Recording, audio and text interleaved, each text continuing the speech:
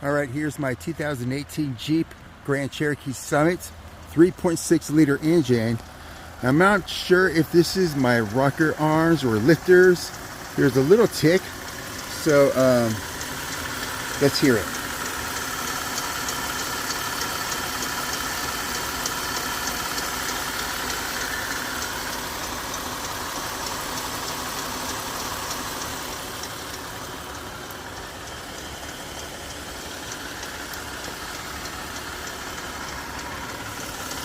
Seems to come from the passenger side.